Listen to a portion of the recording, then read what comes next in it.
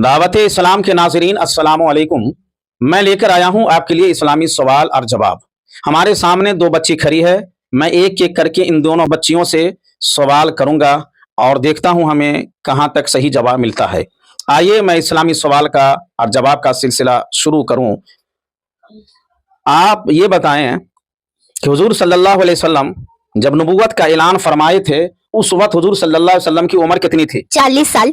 सही जवाब। हुजूर सल्लल्लाहु अलैहि वसल्लम जब ऐलान नबूवत फरमाए थे उस वक्त हुजूर सल्लल्लाहु अलैहि वसल्लम की उम्र पाक 40 बरस थी।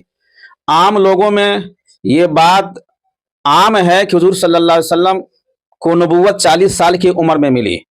हालांकि ऐसा नहीं, बल्कि हुजूर सल्लल्लाहु अलैहि वसल्लम पैदा होने से पहले भी नबी थे, पैदा होने के बाद भी नबी थे, और 40 साल से पहले 40 साल के बाद भी नबी हैं। हुजूर सल्लल्लाहु अलैहि वसल्लम पैदा होने से पहले नबी थे और जब उनकी उम्र 40 साल हुई तो आपने 40 साल की उम्र में नबूवत का ऐलान फरमाया। ऐसा नहीं है कि 40 साल से पहले उन्हें इल्म नहीं था, उन्हें मालूम नहीं था कि मैं नबी हूं या नहीं हूं, 40 साल के बाद उन्हें पता चला कि मैं नबी हूं, ऐसा नहीं। बल्कि हुजूर सल्लल्लाहु अलैहि वसल्लम पहला पैदा होने से पहले भी नबी थे, पैदा होने के बाद भी नबी हैं, 40 साल से पहले भी नबी थे, 40 साल के बाद भी नबी हैं। अच्छा जवाब इस बच्ची ने मुझे दिया कि हुजूर सल्लल्लाहु अलैहि वसल्लम जब नबूवत का ऐलान फरमाए उस वक्त हुजूर सल्लल्लाहु अलैहि वसल्लम की उम्र पाक 40 बरस थी। अगला सवाल मेरा आपसे है कि हुजूर सल्लल्लाहु अलैहि वसल्लम जब नबूवत का ऐलान किए उससे पहले हुजूर सल्लल्लाहु अलैहि वसल्लम किस गार में इबादत फरमाते थे? गारे हिरा में। अच्छा और सही जवाब इस बच्ची ने मुझे दिया। हुजूर सल्लल्लाहु अलैहि वसल्लम ऐलान नबूवत से पेशतर गारे हिरा में इबादत फरमाया करते थे।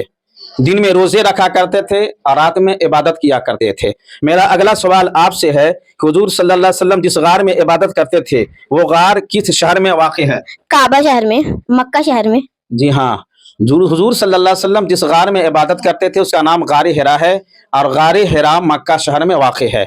मक्का शहर के करीब एक पहाड़ है जिसको जबल नूर कहते हैं, उसी जबल नूर में गारे हिरा है जिसमें हुजूर सल्लल्लाहु अलैहि वसल्लम ऐलान नबूवत से पेशतर आप उसमें इबादत फरमाया करते थे। अगला सवाल मेरा आपसे है और सवाल ये है कि हुजूर सल्लल्लाहु अलैहि वसल्लम पर जब पहली वही नाजिल हुई उस वही की शुरुआत किन लफ्जों से हुई थी? 11 हिरा में। वही की शुरुआत किस लफ्जों से हुई थी जब हुजूर सल्लल्लाहु अलैहि वसल्लम पर वही नाजिल हुई थी?